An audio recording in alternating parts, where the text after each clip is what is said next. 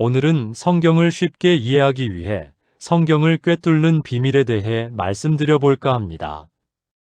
한국기독교목회자협의회가 2023년에 발표한 충격적인 통계 자료가 있습니다. 교회를 10년 이상 다닌 성도 1,500명을 대상으로 설문조사를 했습니다. 결과가 어땠을까요? 성경을 창세기부터 요한계시록까지 완독한 경험이 있는 성도는 단 22%였습니다. 10명 중 8명은 성경을 한 번도 다 읽어본 적이 없다는 겁니다. 더 충격적인 건 그 다음입니다. 성경을 완독했다는 22% 중에서 성경 66권의 핵심 주제가 무엇인지 한 문장으로 설명해 보세요라는 질문을 던졌습니다. 제대로 답변한 사람은 1.2%였습니다. 100명 중 1명입니다. 이게 무슨 의미입니까? 우리가 성경을 읽어도, 성경을 공부해도, 성경을 암송해도 여전히 성경을 조각으로만 보고 있다는 겁니다. 창세기는 창세기일 뿐이고 출애굽기는 출애굽기일 뿐입니다. 시편은 시편, 요한복음은 요한복음, 로마서는 로마서. 각각의 책들이 따로 놀고 있습니다. 그래서 레위기 읽다가 포기하고 민수기 읽다가 좌절하고 역대기 읽다가 덮어버립니다. 이 책이 왜 성경에 있는지, 이 이야기가 나의 신앙과 무슨 상관이 있는지 모르기 때문입니다. 자, 이제 잠깐 상상해 보십시오. 여러분이 주일 아침에 창세기 1장을 펼칩니다. 태초에 하나님이 천지를 창조하시니라.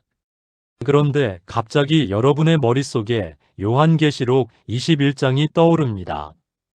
내가 새 하늘과 새 땅을 보니 창조와 재창조가 연결됩니다. 또 창세기 3장을 읽습니다. 뱀이 나타나서 하와를 유혹하는 장면입니다. 그런데 요한계시록 12장이 겹쳐집니다. 용이 등장해서 여자를 해치려는 장면이 보입니다. 그리고 요한계시록 20장의 결말이 들립니다. 용 곧 옛뱀 곧 마귀라고도 하고 사탄이라고도 하는 자가 불못에 던져지는 장면입니다. 창세기의 시작이 요한계시록의 끝과 연결됩니다. 출애굽기를 읽는데 갑자기 고린도전서가 떠오릅니다. 우리의 유월절 양 곧 그리스도께서 희생되셨느니라. 이스라엘의 출애굽이 우리의 구원과 연결됩니다. 레위기의 제사법을 읽는데 히브리서가 들립니다.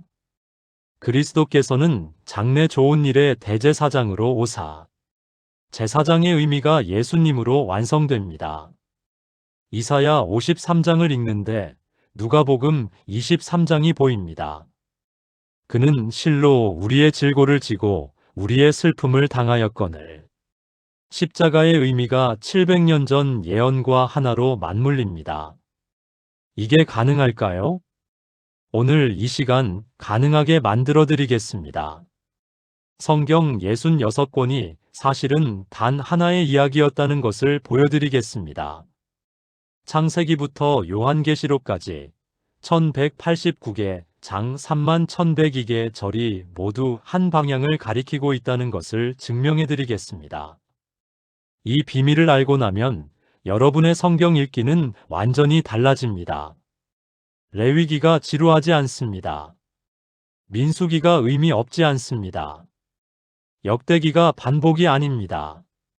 모든 책이, 모든 장이, 모든 절이 살아서 여러분에게 말을 걸기 시작합니다. 오늘 이 영상 하나로 여러분의 평생 성경 읽기가 바뀔 것입니다. 끝까지 집중해 주십시오. 1. 성경의 주인공은 당신이 아닙니다. 많은 성도들이 성경을 읽을 때 가장 먼저 하는 질문이 있습니다. 이 말씀이 나에게 주는 교훈이 뭘까? 이 구절이 내 삶에 어떻게 적용될까? 이 인물에게서 내가 배울 점이 뭘까? 언뜻 보면 아주 좋은 질문입니다. 말씀을 삶에 적용하려는 거룩한 태도처럼 보입니다. 그런데 여기에 치명적인 함정이 있습니다. 이 질문들은 모두 나를 중심에 놓습니다. 성경의 주인공을 나로 만듭니다. 그러면 성경이 나를 위한 도덕책, 교훈집, 자기계발서가 되어버립니다. 아브라함 이야기를 읽으면 나도 아브라함처럼 믿음의 사람이 되어야지 생각합니다. 모세 이야기를 읽으면 나도 모세처럼 리더십을 발휘해야지 다짐합니다. 다윗 이야기를 읽으면 나도 다윗처럼 담대해야지 결심합니다. 그런데 이렇게 성경을 읽으면 큰 문제가 생깁니다.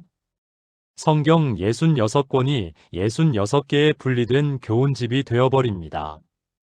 연결고리가 사라집니다.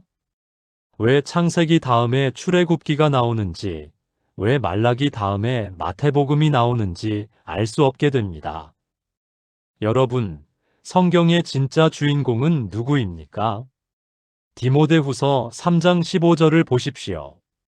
또 어려서부터 성경을 알았나니 성경은 능히 너로 하여금 그리스도 예수 안에 있는 믿음으로 말미암아 구원에 이르는 지혜가 있게 하느니라. 성경의 목적이 무엇입니까? 우리를 그리스도 예수께로 인도하는 것입니다. 예수님 자신도 이렇게 말씀하셨습니다. 요한복음 5장 39절입니다. 너희가 성경에서 영생을 얻는 줄 생각하고 성경을 연구하거니와 이 성경이 곧 내게 대하여 증언하는 것이니라. 성경의 주인공은 예수님입니다.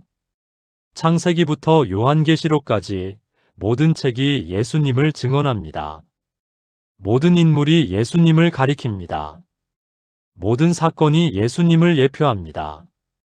이것이 성경 66권을 하나로 꿰뚫는 첫 번째 비밀입니다. 아브라함 이야기는 아브라함을 닮으라는 이야기가 아닙니다. 아브라함을 통해 오실 예수님을 기다리라는 이야기입니다. 모세 이야기는 모세의 리더십을 배우라는 이야기가 아닙니다. 모세보다 더 위대한 선지자, 예수님을 바라보라는 이야기입니다. 다윗 이야기는 다윗의 용기를 본받으라는 이야기가 아닙니다. 다윗의 왕위를 영원히 이으실 예수님을 경배하라는 이야기입니다. 이 관점으로 성경을 읽기 시작하면 모든 것이 연결되기 시작합니다. 창세기 3장 15절에서 여자의 후손이 뱀의 머리를 상하게 할 것이라는 약속이 나옵니다. 이것이 구약 전체를 관통하는 주제가 됩니다. 누가 그 여자의 후손인가? 그분이 언제 오실 것인가? 어떻게 뱀을 이기실 것인가? 구약의 모든 책이 이 질문에 대한 답을 향해 나아갑니다. 그리고 신약의 첫 페이지, 마태복음 1장이 외칩니다. 아브라함과 다윗의 자손 예수 그리스도의 계보라. 드디어 그분이 오셨습니다. 요한복음 1장이 선포합니다. 말씀이 육신이 되어 우리 가운데 거하심에 드디어 약속이 성취되었습니다. 그리고 요한계시록 12장이 확증합니다. 여자가 아들을 낳으니 이는 장차 철장으로 만국을 다스릴 남자라. 그분이 승리하셨습니다. 이것이 성경 66권을 하나로 꿰뚫는 붉은 실입니다. 예수 그리스도입니다. 하나님 아버지, 지금까지 제가 성경을 너무 자기중심적으로 읽어왔음을 고백합니다. 말씀의 진짜 주인공이 예수님이라는 사실을 깨닫게 하시니 감사합니다. 이제부터 성경의 모든 페이지에서 예수님을 보게 하소서. 모든 인물과 사건을 통해 예수님을 발견하게 하소서. 성경이 나를 위한 책이 아니라 예수님을 증언하는 책임을 기억하게 하소서. 예수님의 이름으로 기도합니다. 아멘. 여러분, 오늘부터 성경을 다시 읽으십시오. 이 구절이 예수님에 대해 무엇을 말하고 있는가? 이 질문을 가지고 읽으십시오. 성경이 완전히 새롭게 열릴 것입니다. 성경은 내막으로 구성된 한 편의 드라마입니다. 성경 66권을 하나로 보는 두 번째 비밀은 구조입니다. 많은 사람들이 성경을 읽다가 길을 잃는 이유가 있습니다. 전체 지도가 없기 때문입니다. 숲을 보지 못하고 나무만 보기 때문입니다. 그런데 성경에는 명확한 구조가 있습니다. 성경은 내막으로 구성된 한 편의 위대한 드라마입니다. 첫 번째 막은 창조입니다. 창세기 1, 2장이 무대를 엽니다. 하나님이 천지를 창조하시고 사람을 만드시고 에덴 동산에 두십니다. 모든 것이 심히 좋았더라는 선언으로 끝납니다. 이것이 원래의 설계도입니다. 하나님의 뜻대로 완벽하게 창조된 세상입니다. 하나님과 인간이 아무런 장벽 없이 교제하는 세상입니다. 두 번째 막은 타락입니다. 창세기 3장부터 시작됩니다. 뱀이 들어오고 인간이 선악과를 먹고 죄가 세상에 들어옵니다. 에덴 동산에서 쫓겨나고 형제가 형제를 죽이고 홍수가 세상을 심판합니다. 구약 전체가 이 타락의 이야기를 반복합니다. 이스라엘이 하나님을 배신하고 우상을 섬기고 심판받고 포로로 잡혀갑니다. 선지자들이 외칩니다. 돌아오라, 회개하라, 하나님께로 돌아오라. 하지만 인간의 힘으로는 타락의 늪에서 빠져나올 수 없습니다. 죄의 권세가 너무 강합니다. 사탄의 지배가 너무 견고합니다. 구약의 마지막 책 말라기는 이렇게 끝납니다. 보라, 여호와의 크고 두려운 날이 이르기 전에 내가 선지자 엘리야를 너희에게 보내리니. 구원자를 기다리는 절규로 끝납니다. 400년의 침묵이 흐릅니다. 세 번째 막은 구속입니다. 마태복음 1장이 시작됩니다. 아브라함과 다윗의 자손 예수 그리스도의 계보라. 드디어 구원자가 오셨습니다. 예수님이 태어나시고 복음을 선포하시고 기적을 행하시고 십자가에 달리십니다. 마태복음 27장 51절을 보십시오. 이에 성소 휘장이 위로부터 아래까지 찢어져 둘이되고 땅이 진동하며 바위가 터지고 성소 휘장이 찢어졌습니다. 이것이 무슨 의미입니까? 하나님과 인간 사이를 가로막았던 죄의 장벽이 무너진 것입니다. 타락으로 막혔던 길이 다시 열린 것입니다. 에덴 동산으로 가는 길이 회복된 것입니다. 예수님이 부활하시고 승천하시고 성령을 보내십니다. 사도행전부터 유다서까지 신약 서신들은 이 구속의 의미를 설명합니다. 어떻게 우리가 구원받았는가? 어떻게 우리가 하나님의 자녀가 되었는가? 어떻게 우리가 새로운 피조물이 되었는가? 네 번째 막은 회복입니다. 요한계시록이 무대의 마지막을 장식합니다. 21장 1절을 보십시오. 또 내가 새 하늘과 새 땅을 보니 처음 하늘과 처음 땅이 없어졌고 바다도 다시 있지 않더라. 새 하늘과 새 땅입니다. 이것이 무엇입니까? 창세기 1장의 회복입니다. 창조의 완성입니다. 22장 1, 2절을 보십시오. 또 그가 수정같이 맑은 생명수의 강을 내게 보이니 하나님과 그 어린 양의 보좌로부터 나와서 길 가운데로 흐르더라. 강 좌우에 생명나무가 있어. 생명수의 강과 생명나무입니다. 이것이 무엇입니까?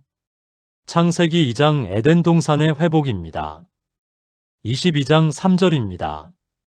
다시 저주가 없으며 하나님과 그 어린 양의 보좌가 그 가운데에 있으리니 그의 종들이 그를 섬기며. 더 이상 저주가 없습니다. 창세기 3장의 저주가 완전히 제거되었습니다. 하나님과 인간이 다시 얼굴과 얼굴을 맞대고 교제합니다. 성경은 이렇게 완벽한 순환 구조를 가지고 있습니다. 창조, 타락, 구속, 회복. 창세기가 시작한 이야기를 요한계시록이 완성합니다. 창세기에서 잃어버린 것을 요한계시록에서 되찾습니다. 이 구조를 머릿속에 넣고 성경을 읽으십시오. 레위기를 읽을 때 이렇게 질문하십시오. 이 제사법이 창조, 타락, 구속, 회복 중 어디에 속하는가? 이것이 어떻게 예수님의 구속을 예표하는가? 이사야를 읽을 때 이렇게 질문하십시오. 이 예언이 구속과 회복 중 무엇을 말하는가? 이것이 어떻게 신약에서 성취되는가? 로마서를 읽을 때 이렇게 질문하십시오. 바울이 설명하는 구속의 의미가 무엇인가? 이것이 어떻게 최종 회복으로 연결되는가? 이렇게 읽으면 성경 66권이 하나의 이야기로 연결됩니다. 각 권이 따로 노는 것이 아니라 모두가 이 거대한 드라마의 한 장면이 됩니다. 하나님 아버지, 성경이 무작위로 모아진 책들이 아니라 완벽한 구조를 가진 한 편의 드라마임을 깨닫게 하시니 감사합니다. 창조의 아름다움, 타락의 비극, 구속의 은혜, 회복의 소망이 하나로 연결되어 있음을 볼 수 있게 하소서. 지금 제가 읽는 모든 구절이 이 위대한 드라마의 어느 부분에 속하는지 분별하게 하소서. 성경 전체를 하나의 시선으로 꿰뚫어 볼 수 있는 지혜를 주소서. 예수님의 이름으로 기도합니다. 아멘. 여러분, 이제 성경을 읽을 때 이 내막을 기억하십시오. 길을 잃지 않을 것입니다. 3. 언약의 끈으로 성경을 엮으십시오. 성경 66권을 하나로 보는 세 번째 비밀은 언약입니다. 성경을 영어로 뭐라고 부릅니까? 바이블입니다. 그런데 신구약을 구분할 때는 뭐라고 부릅니까? 올드 테스타먼트, 뉴 테스타먼트입니다.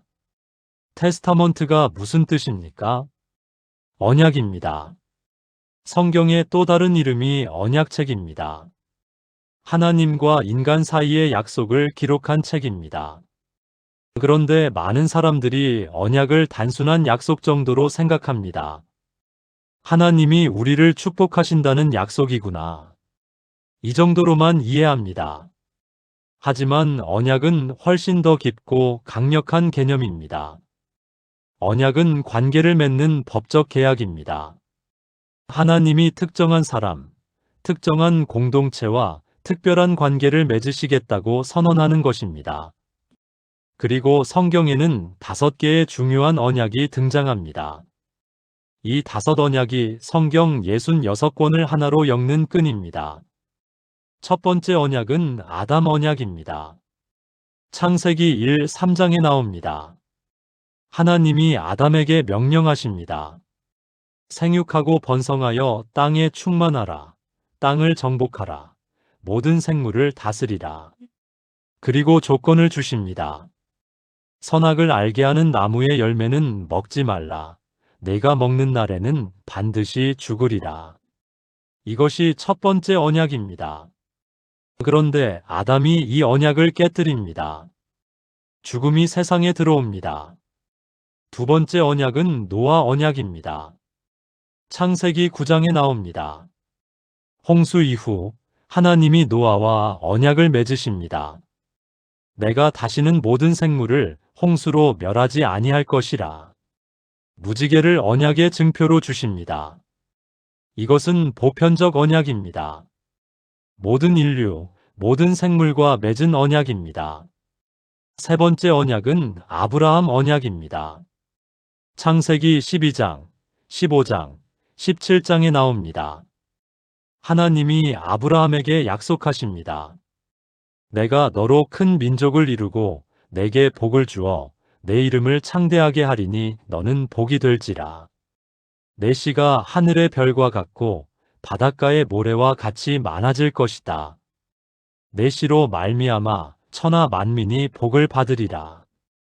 이것이 구약 전체를 관통하는 핵심 언약입니다. 이스라엘의 존재 이유입니다. 선택받은 민족의 정체성입니다. 네 번째 언약은 모세 언약입니다. 출애굽기 19, 24장, 그리고 신명기 전체가 이 언약을 설명합니다. 시내산에서 하나님이 이스라엘과 언약을 맺으십니다. 너희가 내 말을 잘 듣고 내 언약을 지키면 너희는 모든 민족 중에서 내 소유가 되겠고 너희가 내게 대하여 제사장 나라가 되며 거룩한 백성이 되리라. 십계명과 율법을 주십니다. 성막을 짓게 하십니다. 제사 제도를 수립하십니다. 이 모든 것이 모세 언약의 일부입니다. 다섯 번째 언약은 다윗 언약입니다. 사무엘하 7장에 나옵니다. 하나님이 다윗에게 약속하십니다. 내 집과 내 나라가 내 앞에서 영원히 보존되고 내 왕위가 영원히 견고하리라. 다윗의 후손 중에서 영원한 왕이 나올 것이라는 약속입니다. 이 다섯 언약을 기억하십시오. 그러면 구약 전체가 이해됩니다. 창세기부터 신명기까지는 아담, 노아, 아브라함, 모세 언약을 설명합니다. 여호수아부터 에스더까지 역사서들은 이 언약들이 어떻게 성취되고 실패하는지를 보여줍니다. 시편과 잠언 같은 시가서들은 언약 백성이 어떻게 살아야 하는지를 노래합니다. 이사야부터 말라기까지 선지서들은 언약을 어긴 백성을 책망하고 새 언약을 예언합니다. 그리고 신약이 시작됩니다. 마태복음 1장 1절을 다시 보십시오. 아브라함과 다윗의 자손 예수 그리스도의 계보라. 아브라함 언약과 다윗 언약이 예수님 안에서 성취됩니다. 누가복음 22장 20절을 보십시오. 최후의 만찬 자리에서 예수님이 말씀하십니다. 이 잔은 내 피로 세우는 새 언약이니 곧 너희를 위하여 붓는 것이라. 새 언약입니다. 히브리서 8장이 설명합니다. 예수님은 더 좋은 언약의 중보자이십니다.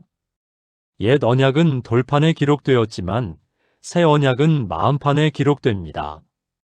옛 언약은 반복되는 제사를 요구했지만 새 언약은 단번에 드린 제사로 완성되었습니다. 이것이 성경 66권을 하나로 엮는 언약의 끈입니다. 여러분이 레위기를 읽을 때 이것이 모세 언약의 어느 부분인가? 질문하십시오. 여러분이 시편을 읽을 때 이것이 다윗 언약과 어떻게 연결되는가? 질문하십시오. 여러분이 로마서를 읽을 때 바울이 설명하는 새 언약의 의미가 무엇인가? 질문하십시오. 성경이 하나로 연결될 것입니다. 하나님 아버지, 성경이 언약 책임을 깨닫게 하시니 감사합니다. 아담부터 시작된 언약이 예수님 안에서 완성되었음을 믿습니다. 제가 지금 새 언약의 백성임을 고백합니다. 예수님의 피로 세워진 이 언약이 얼마나 귀한지 날마다 기억하게 하소서. 성경을 읽을 때마다 언약의 관점으로 말씀을 보게 하소서. 하나님의 신실하심을 날마다 경험하게 하소서. 예수님의 이름으로 기도합니다. 아멘. 여러분, 언약의 끈으로 성경을 엮으십시오. 성경 전체가 하나의 이야기가 될 것입니다. 4. 성전이라는 렌즈로 성경을 바라보십시오. 성경 66권을 하나로 보는 네 번째 비밀은 성전입니다. 많은 사람들이 성전을 단순히 예배드리는 건물 정도로만 생각합니다. 옛날 이스라엘 사람들이 제사 드리던 곳이구나. 이 정도로만 이해합니다. 하지만 성전은 성경 전체를 관통하는 핵심 주제입니다. 성전은 무엇입니까? 하나님이 거하시는 곳입니다. 하나님과 인간이 만나는 장소입니다. 천국과 땅이 교차하는 지점입니다. 그런데 성경을 자세히 읽어보면 성전의 개념이 계속 확장되고 발전합니다. 첫 번째 성전은 에덴 동산입니다. 에덴 동산이 무슨 성전이에요? 이렇게 반응하시는 분들이 있을 겁니다. 그런데 창세기 3장을 자세히 보십시오. 하나님이 동산에 거니시며 아담 하와와 교제하십니다. 나중에 성전에서만 사용되는 특별한 히브리어 동사가 여기에 사용됩니다. 동산 한가운데 생명나무가 있습니다. 나중에 성전 지성소에 법궤가 놓이는 것과 같은 구조입니다. 동산 입구를 그룹들이 지킵니다. 나중에 성전 휘장에 그룹이 수놓아지는 것과 같습니다. 에덴 동산은 원형 성전이었습니다. 하나님과 인간이 아무런 장벽 없이 교제하는 곳이었습니다. 그런데 인간이 죄를 지으면서 동산에서 쫓겨납니다. 성전에서 추방당한 것입니다. 두 번째 성전은 성막입니다. 출애굽기 25, 40장이 성막 건축을 상세히 설명합니다. 하나님이 모세에게 명령하십니다. 내가 그들 중에 거할 성소를 그들이 나를 위하여 짓되 물은 내가 내게 보이는 대로 장막의 모양과 그 기구의 모양을 따라 지을지니라. 성막이 완성되자 무슨 일이 일어났습니까? 출애굽기 40장 34절입니다. 그 후에 구름이 회막에 덮이고 여호와의 영광이 성막에 충만하매 하나님의 영광이 성막에 임합니다. 잃어버렸던 에덴 동산이 성막이라는 형태로 회복되기 시작한 것입니다. 하지만 성막은 임시적이고 이동 가능한 구조였습니다. 세 번째 성전은 솔로몬 성전입니다. 열왕기상 5, 8장이 성전 건축을 설명합니다. 다윗이 준비하고 솔로몬이 완성합니다. 성전이 완성되자 무슨 일이 일어났습니까? 열왕기상 8장 10-11절입니다.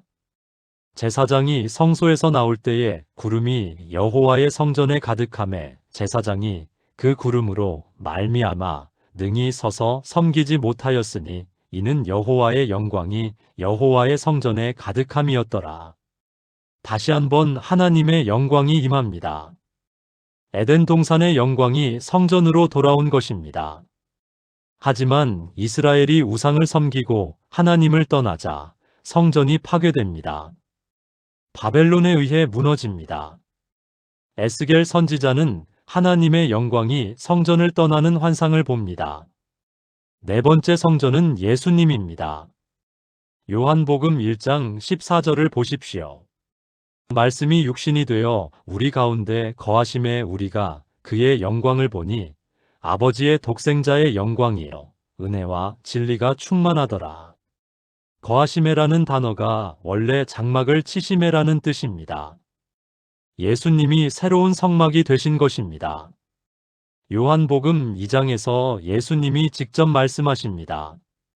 너희가 이 성전을 헐라 내가 사흘 동안에 일으키리라. 제자들이 나중에 깨달았습니다. 예수님이 자기 몸을 가리켜 성전이라고 하신 것입니다. 하나님의 영광이 예수님이라는 성전 안에 충만히 거하셨습니다. 에덴 동산이 한 사람 안에 회복된 것입니다. 다섯 번째 성전은 교회입니다. 고린도전서 3장 16절을 보십시오. 너희는 너희가 하나님의 성전인 것과 하나님의 성령이 너희 안에 계시는 것을 알지 못하느냐. 우리가 성전입니다. 개인적으로도 성전이고 공동체로서도 성전입니다. 에베소서 2장 21, 22절입니다. 그의 안에서 건물마다 서로 연결하여 주 안에서 성전이 되어가고 너희도 성령 안에서 하나님이 거하실 처소가 되기 위하여 그리스도 예수 안에서 함께 지어져 가느니라. 교회가 성전입니다. 하나님이 거하시는 곳입니다. 여섯 번째 성전은 새 예루살렘입니다. 요한계시록 21장 22절을 보십시오. 성 안에서 내가 성전을 보지 못하였으니 이는 주 하나님 곧 전능하신 이와 그 어린 양이 그 성전이심이라. 더 이상 건물로서의 성전이 필요 없습니다. 하나님과 어린 양이 직접 성전이 되십니다. 에덴 동산이 완전히 회복됩니다. 하나님과 인간이 얼굴과 얼굴을 맞대고 영원히 교제합니다. 이것이 성경 66권을 관통하는 성전의 이야기입니다. 에덴 동산에서 시작해서 새 예루살렘으로 완성되는 이야기입니다. 잃어버린 성전을 되찾는 이야기입니다. 이 렌즈로 성경을 보십시오. 레위기의 제사법이 왜 그렇게 세밀한지 이해됩니다. 성전을 통해 하나님께 나아가는 방법을 가르치는 것입니다. 열왕기와 역대기의 성전 이야기들이 왜 그렇게 중요한지 이해됩니다. 하나님이 거하시는 곳을 보존하는 것이 이스라엘의 사명이었기 때문입니다. 예수님의 십자가가 왜 그렇게 결정적인지 이해됩니다. 성소 휘장이 찢어지면서 성전으로 가는 길이 열렸기 때문입니다. 교회가 왜 그렇게 소중한지 이해됩니다. 우리가 하나님이 거하시는 성전이기 때문입니다. 하나님 아버지, 제가 성전임을 깨닫게 하시니 감사합니다. 예수님의 피로 말미암아 제 안에 하나님이 거하신다는 진리가 제 심령을 울립니다.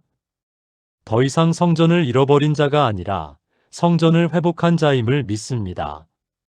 제 몸을 하나님이 거하시기에 합당한 곳으로 지켜내게 하소서.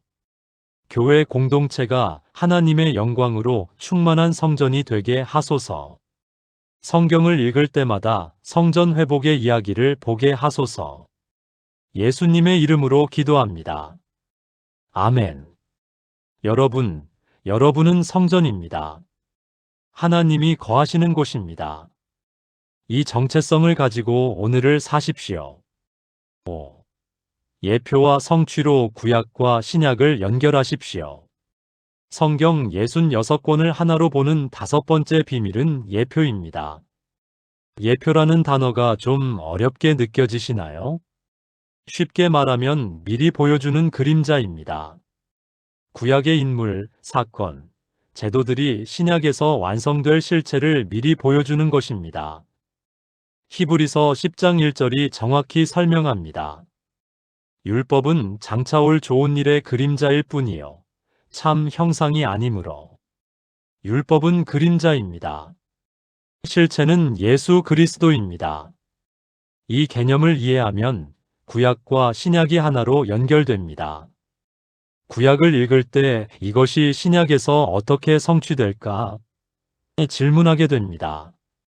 신약을 읽을 때 이것이 구약의 어떤 예표를 완성하는가? 발견하게 됩니다. 몇 가지 예를 들어보겠습니다. 첫 번째 예표는 유월절 어린 양입니다. 출애굽기 12장에 이스라엘이 애굽에서 나오는 장면이 나옵니다. 하나님이 애굽의 모든 장자를 치실 때 문설주에 어린 양의 피를 바른 집은 넘어갑니다. 어린 양이 대신 죽음으로써 이스라엘 자손이 삽니다. 이것이 예표입니다. 신약에서 어떻게 성취됩니까? 요한복음 1장 29절입니다. 세례 요한이 예수님을 보고 외칩니다. 보라, 세상 죄를 지고 가는 하나님의 어린 양이로다. 고린도전서 5장 7절입니다. 우리의 유월절 양 곧 그리스도께서 희생되셨느니라. 예수님이 유월절 어린 양입니다. 우리 대신 죽으셔서 우리를 죽음에서 건져내신 분입니다. 유월절 어린 양이라는 예표가 2000년 전 십자가에서 완성되었습니다. 두 번째 예표는 놋뱀입니다. 민수기 21장에 이스라엘 백성이 광야에서 불뱀에 물려 죽어가는 장면이 나옵니다. 하나님이 모세에게 명령하십니다. 놋뱀을 만들어 장대 위에 달라. 뱀에게 물린 자가 그것을 쳐다보면 살리라. 놋뱀을 쳐다본 사람은 살고 쳐다보지 않은 사람은 죽습니다. 이것이 예표입니다. 신약에서 어떻게 성취됩니까? 요한복음 3장 14, 15절입니다. 예수님이 직접 말씀하십니다. 모세가 광야에서 뱀을 든 것 같이 인자도 들려야 하리니 이는 그를 믿는 자마다 영생을 얻게 하려 하심이니라. 예수님이 십자가에 달리신 것이 놋뱀이 장대에 달린 사건을 성취한 것입니다. 예수님을 바라보는 자는 영생을 얻고 바라보지 않는 자는 멸망합니다. 세 번째 예표는 대제사장입니다. 레위기와 민수기가 대제사장 제도를 상세히 설명합니다. 대제사장은 1년에 한 번 속죄일에 지성소에 들어가 백성의 죄를 위해 제사를 드립니다. 대제사장만이 하나님과 백성 사이를 중보합니다. 이것이 예표입니다. 신약에서 어떻게 성취됩니까? 히브리서 4장 14, 15절입니다. 그러므로 우리에게 큰 대제사장이 계시니 승천하신 이곳 하나님의 아들 예수시라. 우리가 믿는 도리를 굳게 잡을지어다. 우리에게 있는 대제사장은 우리의 연약함을 동정하지 못하실 리가 아니요. 예수님이 진짜 대제사장입니다. 히브리서 9장이 설명합니다. 옛 대제사장은 해마다 제사를 드려야 했지만 예수님은 단번에 영원한 속죄를 이루셨습니다. 옛 대제사장은 황소와 염소의 피를 가지고 들어갔지만 예수님은 자기 피로 들어가셨습니다. 옛 대제사장은 장막으로 만든 성소에 들어갔지만 예수님은 하늘 성소에 들어가셨습니다. 네 번째 예표는 만나입니다. 출애굽기 16장에 이스라엘 백성이 광야에서 만나를 먹는 장면이 나옵니다. 하늘에서 내리는 양식으로 40년을 먹여 살립니다. 이것이 예표입니다. 신약에서 어떻게 성취됩니까? 요한복음 6장 35절입니다. 예수님이 말씀하십니다. 나는 생명의 떡이니 내게 오는 자는 결코 줄이지 아니할 터이요. 나를 믿는 자는 영원히 목마르지 아니하리라. 48절부터 51절입니다. 나는 생명의 떡이니 너희 조상들은 광야에서 만나를 먹었어도 죽었거니와. 이는 하늘에서 내려오는 떡이니 사람으로 하여금 먹고 죽지 아니하게 하는 것이니라. 나는 하늘에서 내려온 살아있는 떡이니 사람이 이 떡을 먹으면 영생하리라. 예수님이 진짜 만나입니다. 하늘에서 내려온 생명의 양식입니다. 이렇게 구약 전체가 예수님을 가리키는 예표로 가득합니다. 아브라함이 이삭을 바치려던 사건은 하나님이 아들을 바치실 사건을 예표합니다. 이삭이 지고 갔던 나무는 예수님이 지고 가신 십자가를 예표합니다. 다윗이 골리앗을 이긴 사건은 예수님이 사탄을 이기실 사건을 예표합니다. 요나가 물고기 뱃속에서 사흘간 있다가 나온 사건은 예수님의 부활을 예표합니다. 이 렌즈로 성경을 보십시오. 구약을 읽을 때마다 이것이 예수님을 어떻게 가리키는가 질문하십시오. 신약을 읽을 때마다 이것이 구약의 어떤 예표를 성취하는가 찾아보십시오. 성경 66권이 하나의 목소리로 말하기 시작할 것입니다. 보라, 예수 그리스도를. 하나님 아버지, 구약의 모든 예표가 예수님을 가리키고 있음을 깨닫게 하시니 감사합니다. 어린 양도 예수님이시고, 놋뱀도 예수님이시고, 대제사장도 예수님이시고, 만나도 예수님이십니다. 성경 전체가 예수님을 증언하는 한 권의 책임을 믿습니다. 구약을 읽을 때마다 예수님을 발견하는 기쁨을 누리게 하소서. 신약을 읽을 때마다 구약의 성취를 확인하는 감격을 경험하게 하소서. 예표와 실체를 연결하는 지혜를 주소서. 예수님의 이름으로 기도합니다. 아멘. 여러분, 이제 구약을 두려워하지 마십시오. 모든 페이지가 예수님을 가리키고 있습니다. 6. 약속과 성취의 타임라인을 따라가십시오. 성경 66권을 하나로 보는 여섯 번째 비밀은 약속의 타임라인입니다. 성경은 단순히 교훈이나 도덕적 가르침을 모아놓은 책이 아닙니다. 성경은 시간의 흐름 속에서 펼쳐지는 하나님의 구원 역사입니다. 약속이 주어지고 시간이 흐르고 약속이 성취되는 과정을 기록한 책입니다.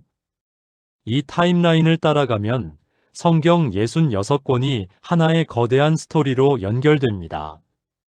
첫 번째 약속은 창세기 3장 15절에 나옵니다. 내가 너로 여자와 원수가 되게 하고 내 후손도 여자의 후손과 원수가 되게 하리니 여자의 후손은 내 머리를 상하게 할 것이요 너는 그의 발꿈치를 상하게 할 것이니라. 이것을 원시복음이라고 부릅니다. 성경 최초의 복음 선포입니다. 여자의 후손이 뱀의 머리를 상하게 할 것이라는 약속입니다. 이 약속이 주어진 시점은 기원전 약 4000년경으로 추정됩니다. 약속이 주어졌습니다. 그런데 성취는 언제입니까? 신약 시대입니다. 로마서 16장 20절을 보십시오. 평강의 하나님께서 속히 사탄을 너희 발 아래에서 상하게 하시리라. 요한일서 3장 8절입니다. 하나님의 아들이 나타나신 것은 마귀의 일을 멸하려 하심이라. 요한계시록 12장이 최종 성취를 선포합니다. 큰 용이 내쫓기니 옛뱀 곧 마귀라고도 하고 사탄이라고도 하며 온 천하를 꿰는 자라. 창세기 3장 15절의 약속이 요한계시록 12장에서 완전히 성취됩니다. 약 6000년에 걸친 약속과 성취입니다. 두 번째 약속은 창세기 12장에 나옵니다. 하나님이 아브라함에게 약속하십니다. 너는 복이 될지라 너를 축복하는 자에게는 내가 복을 내리고 너를 저주하는 자에게는 내가 저주하리니 땅의 모든 족속이 너로 말미암아 복을 얻을 것이라. 이 약속이 주어진 시점은 기원전 약 2000년경입니다. 이 약속은 어떻게 성취됩니까? 갈라디아서 3장 8절이 설명합니다. 또 하나님이 이방을 믿음으로 말미암아 의롭다 하실 것을 성경이 미리 알고 먼저 아브라함에게 복음을 전하되 모든 이방인이 너로 말미암아 복을 받으리라 하였으니. 16절입니다. 이 약속들은 아브라함과 그 자손에게 말씀하신 것인데 여럿을 가리켜 그 자손들이라 하지 아니하시고 오직 한 사람을 가리켜 내 자손이라 하셨으니 곧 그리스도라. 아브라함의 약속이 예수 그리스도를 통해 성취되었습니다. 예수님 안에서 모든 민족이 복을 받습니다. 약 2000년에 걸친 약속과 성취입니다. 세 번째 약속은 사무엘하 7장에 나옵니다. 하나님이 다윗에게 약속하십니다. 내 수완이 차서 내 조상들과 함께 누울 때에 내가 내 몸에서 날 내 씨를 내 뒤에 세워 그의 나라를 견고하게 하리라. 그는 내 이름을 위하여 집을 건축할 것이요 나는 그의 나라 왕위를 영원히 견고하게 하리라. 이 약속이 주어진 시점은 기원전 약 1000년경입니다. 이 약속은 어떻게 성취됩니까? 누가복음 1장 31, 33절에서 천사가 마리아에게 말합니다. 보라, 네가 잉태하여 아들을 낳으리니 그 이름을 예수라 하라. 그가 큰 자가 되고 지극히 높으신 이의 아들이라 일컬어질 것이요. 주 하나님께서 그 조상 다윗의 왕위를 그에게 주시리니 영원히 야곱의 집을 왕으로 다스리실 것이며 그 나라가 무궁하리라. 예수님이 다윗의 영원한 왕위를 이으셨습니다. 약 1000년에 걸친 약속과 성취입니다.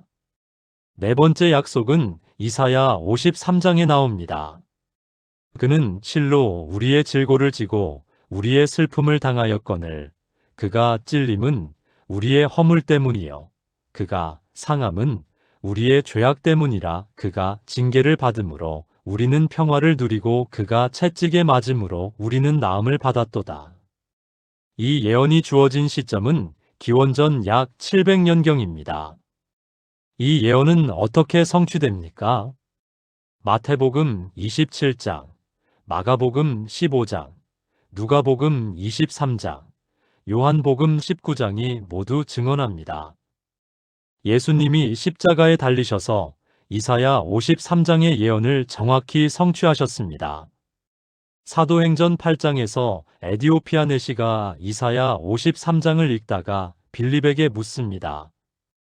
청컨대 묻노니 선지자가 이 말을 누구를 가리켜 한 것이냐, 자기를 가리켜 한 것이냐, 타인을 가리켜 한 것이냐. 빌립이 대답합니다. 빌립이 입을 열어 이 글에서 시작하여 예수를 가르쳐 복음을 전하니. 이사야 53장은 예수님을 가리킨 것입니다. 약 700년에 걸친 예언과 성취입니다. 이런 식으로 성경 전체를 보십시오. 구약은 약속과 예언의 책입니다. 신약은 성취와 완성의 책입니다. 구약이 심으면 신약이 거둡니다. 구약이 예고하면 신약이 실현합니다. 구약이 그림자라면 신약은 실체입니다. 미가서 5장 2절은 예수님이 베들레헴에서 태어나실 것을 예언했습니다. 마태복음 2장이 그 성취를 기록합니다. 호세아 11장 1절은 내가 내 아들을 애굽에서 불러냈다고 예언했습니다. 마태복음 2장 15절이 그 성취를 확인합니다. 스가랴 9장 9절은 왕이 나귀를 타고 입성할 것을 예언했습니다. 마태복음 21장이 예수님의 나귀 타고 예루살렘 입성을 기록합니다. 시편 22편은 십자가 고난을 생생히 묘사했습니다. 복음서들이 그대로 성취된 것을 증언합니다. 이 타임라인을 따라가십시오. 약속이 주어진 때를 보고 성취된 때를 확인하십시오. 하나님의 신실하심에 감격하게 될 것입니다. 하나님은 약속을 반드시 지키시는 분입니다. 수백 년, 수천 년이 지나도 약속을 잊지 않으십니다. 하나님 아버지, 약속을 반드시 지키시는 신실하신 하나님을 찬양합니다. 창세기의 약속이 요한계시록에서 성취되는 것을 보니 주님의 계획이 얼마나 완벽한지 깨닫습니다. 수천 년의 시간 동안 한치의 오차도 없이 약속을 이루어 가시는 하나님을 경배합니다. 저에게 주신 약속들도 반드시 이루어질 것을 믿습니다. 때가 되면 성취하실 것을 신뢰합니다. 인내하며 기다리는 믿음을 주소서. 성경을 읽을 때마다 약속과 성취의 패턴을 발견하게 하소서. 예수님의 이름으로 기도합니다. 아멘. 여러분, 하나님은 지금도 약속을 이루어가고 계십니다. 여러분의 삶에서도 약속의 성취를 경험하실 것입니다. 7. 복음이라는 하나의 메시지로 성경을 읽으십시오. 성경 66권을 하나로 보는 7번째이자 마지막 비밀은 복음입니다. 지금까지 6가지 비밀을 나눴습니다.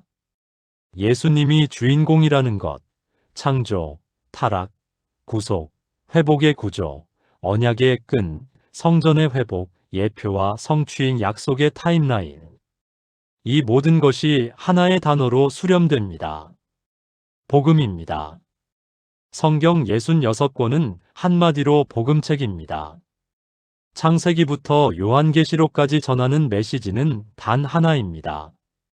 하나님이 예수 그리스도를 통해 죄인을 구원하신다. 이것이 성경 전체를 관통하는 하나의 메시지입니다.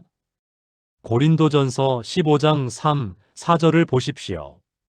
바울이 복음을 정의합니다. 내가 받은 것을 먼저 너희에게 전하였노니 이는 성경대로 그리스도께서 우리 죄를 위하여 죽으시고 장사 지낸 바 되셨다가 성경대로 사흘 만에 다시 살아나사. 복음의 핵심이 무엇입니까? 그리스도께서 우리 죄를 위해 죽으시고 부활하셨다는 것입니다.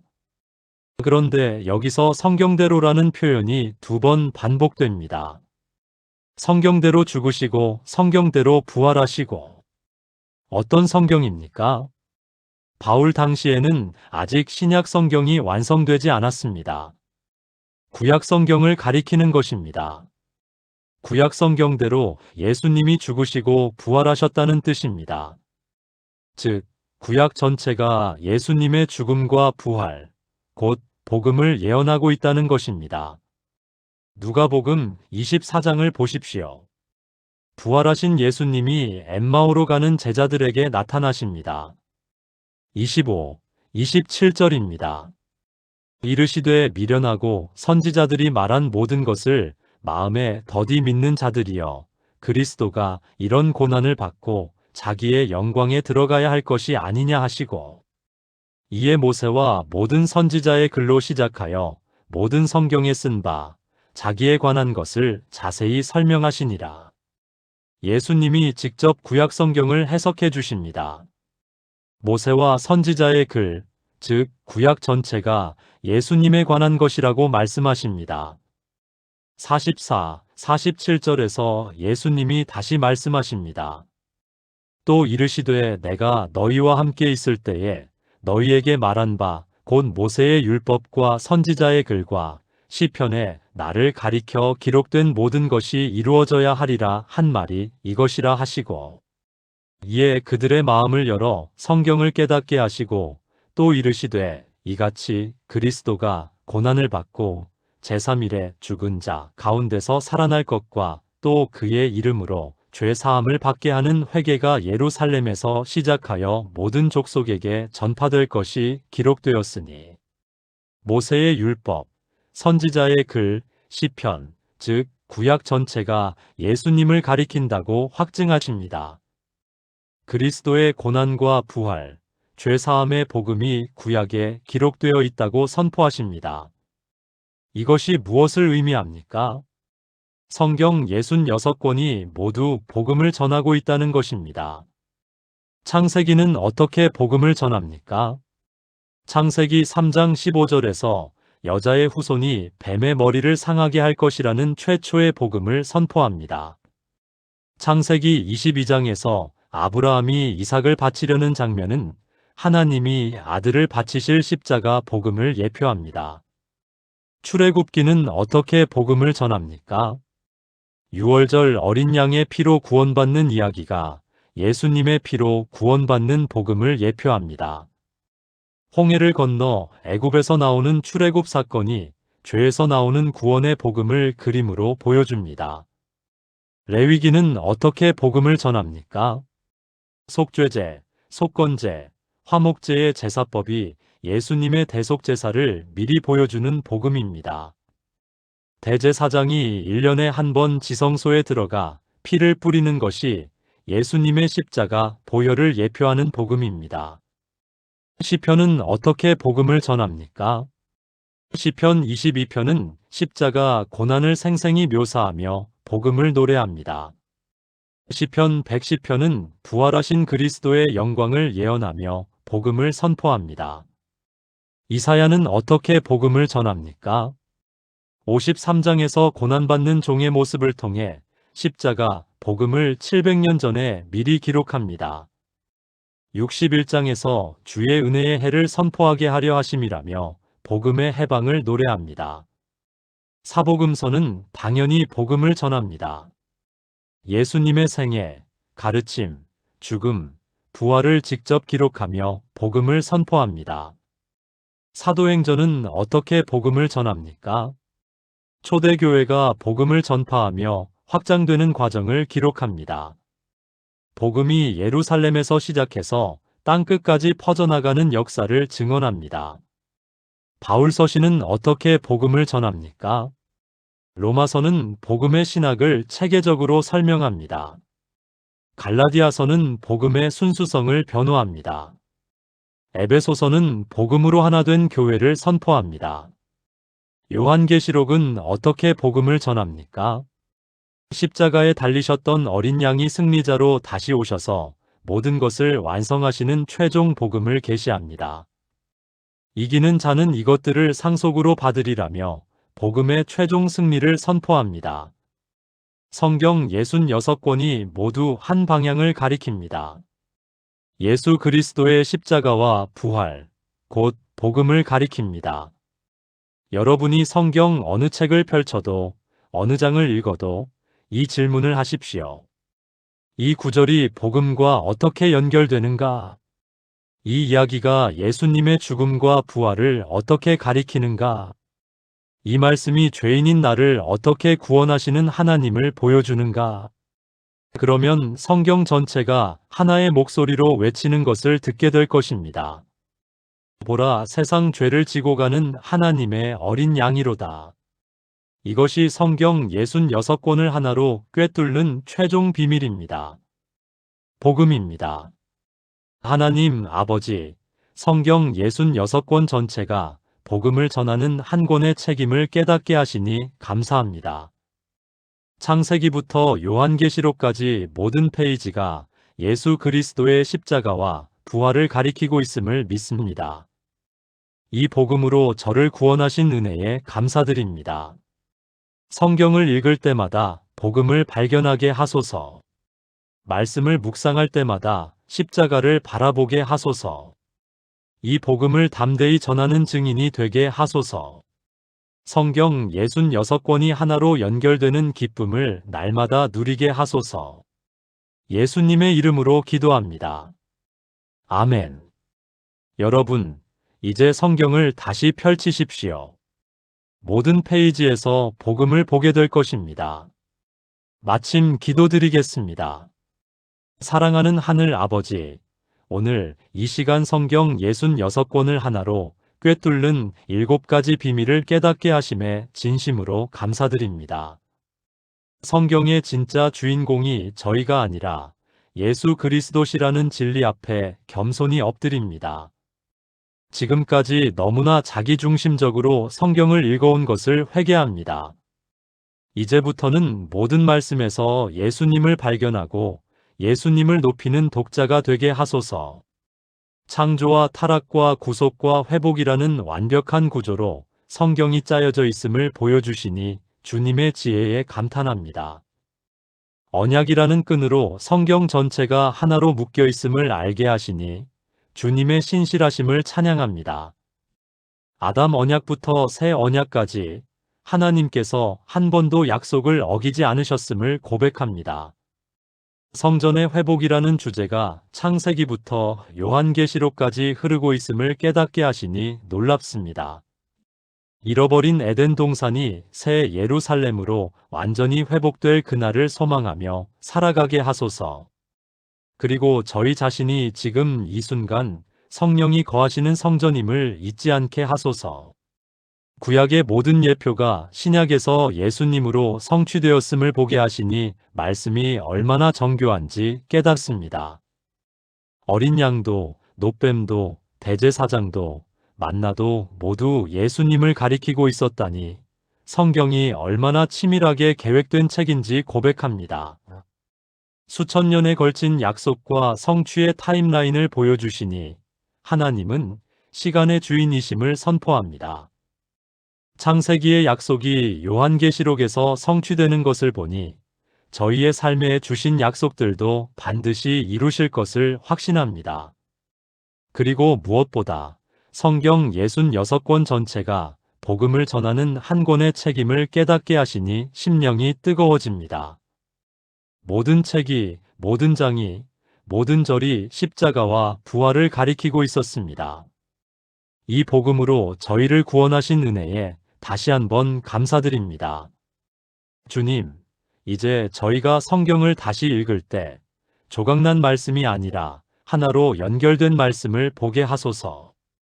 레위기를 읽을 때도 예수님을 보고 민수기를 읽을 때도 복음을 발견하고 역대기를 읽을 때도 언약을 기억하게 하소서. 성경 읽기가 더 이상 의무가 아니라 기쁨이 되게 하소서. 말씀 묵상이 더 이상 지루함이 아니라 설렘이 되게 하소서. 성경 66권이 하나로 연결되어 저희의 심령에 불을 지피게 하소서. 이 은혜를 혼자만 누리지 않고 주변 사람들과 나누는 증인이 되게 하소서. 성경이 얼마나 놀라운 책인지, 하나님의 구원 계획이 얼마나 완벽한지 담대히 전하게 하소서. 예수 그리스도의 이름으로 기도드립니다. 아멘. 사랑하는 여러분, 오늘 우리는 성경 66권을 하나로 꿰뚫는 7가지 비밀을 함께 나눴습니다. 첫째, 성경의 주인공은 예수 그리스도입니다.